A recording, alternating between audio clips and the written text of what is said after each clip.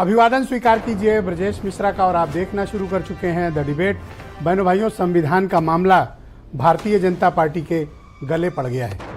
आज ओथ के दौरान भी आपने देखा होगा कि अपोजिशन के अधिकांश लोकसभा सदस्यों ने संविधान की प्रति लेकर शपथ ली है। बहनों भाइयों, संविधान के इस मामले को लेकर उत्तर प्रदेश के चुनाव का जनादेश भी बहुत कुछ स्पष्ट रहा है, लेकिन बीजेपी भी इसका जवाब देने के लिए आज इमरजेंसी को लेकर आई है।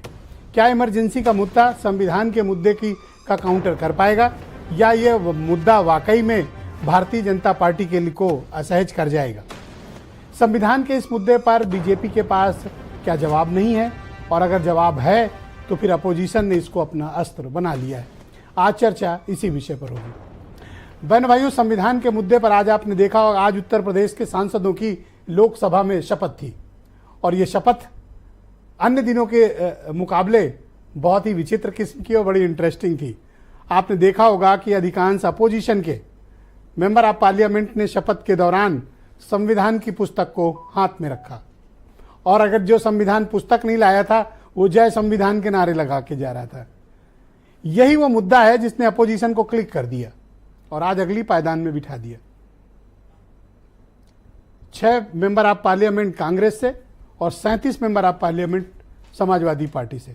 यूपी की 43 की उनकी स्ट्रेंथ है, और आज जो उन्होंने संविधान के मसले पर सदन के भीतर किया, बीजेपी को असहज करता है। लेकिन बीजेपी ने भी इसकी काट खोजी, और आज इमरजेंसी का दिवस है 25 जून। आज ही के दिन इमरजेंसी इस देश में इम्पोज की गई थी। बीजेपी ने पूरे देश भर में हर जगह पर कार्यक्रम चलाए, गोष्ठियां की, आयोजन किया, और उन आयोजनों के बाद यह आरोप लगाया कि कांग्रेस ने ही दरअसल संविधान को कुचला है। संविधान को कांग्रेस ने खत्म किया था, और इस देश में इमरजेंसी इम्पोज करने वाली इकलौती पार्टी है कांग्रेस। क्या इमरजेंसी का मुद्दा कांग्रेस के संविधान बचाओ मुद्दे का मुकाबला कर पाएगा? अभी तक तो 3 प्लेयर लड़ रहे थे, 2 ही प्लेयर मुख्य था, एनडीए की तरफ से बीजेपी और समाजवादी पार्टी और अखिलेश यादव और वो राहुल गांधी। आज तीसरे प्लेयर की सुबह 10:30 बजे एंट्री हुई, मायावती। कहा ये दोनों नाटक कर रहे हैं संविधान बचाने के लिए, इनमें से किसी का कोई इंटरेस्ट नहीं है संविधान बचाने का, हम बचाएंगे संविधान, और ये तो नाटक कर रहे हैं, आपस में गेम फिक्स किए हुए हैं। उनका तात्पर्य था कि आपस में लड़के इन्होंने बाकियों को इरेलीवेंट कर दिया है। दरअसल मुख्यतः जो शेड्यूल्ड कास्ट कम्युनिटी के वोट हैं, मोस्ट ओबीसी के वोट हैं, सबसे बड़ा कंसर्न किसी भी पॉलिटिकल पार्टी के लिए इस समय वो है, और उसको वापस पाने की ही जद्दोजहद है। विपक्ष को लगता है कि उसके पास एक नायाब फार्मूला मिल गया है, और इसी फार्मूले के दम पर वो बीजेपी को घेर लेगा।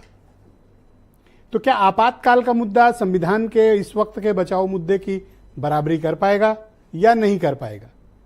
और दूसरा, उत्तर प्रदेश में आज शपथ ग्रहण के सांसदों के शपथ के मामले में ये तस्वीर बिल्कुल स्पष्ट हो गई कि आने वाले दिनों में सदन कैसे चलेगा, क्या मुद्दा होगा, और संविधान कितना प्रभावी मुद्दा रहेगा।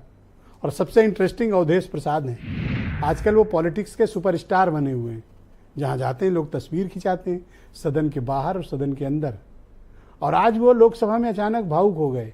कोई जब जय श्री राम का नारा देकर अरुण गोविल उतरे तो विपक्ष की तरफ से जय अवधेश के नारे लगने लगे।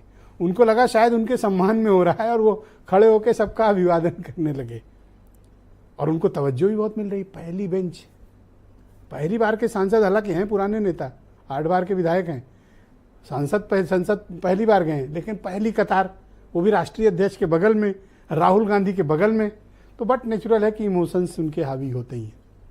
लेकिन बहनों भाइयों, इस देश उत्तर प्रदेश के मैंडेट ने बहुत से नए राजनीतिक समीकरण तय कर दिए। आप आ जाए कुछ बयान सुने, फिर आज की परिचर्चा को हम आगे बढ़ाएंगे।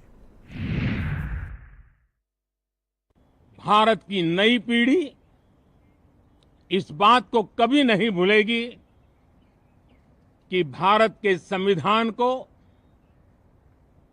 पूरी तरह नकार दिया गया था, संविधान के लीरे लीरा उड़ा दिए गए थे, देश को जेल खाना बना दिया गया था, लोकतंत्र को पूरी तरह दबोच दिया गया था। 100 बार यही बात बोलेंगे और इमरजेंसी के 50 साल हो रहे बोले तो तुम इमरजेंसी से without declaring emergency you are doing it. इसीलिए हर बार वही बात बोल के आप कितने दिन ऐसा ही अपनी हुकूमत करना चाहते हैं।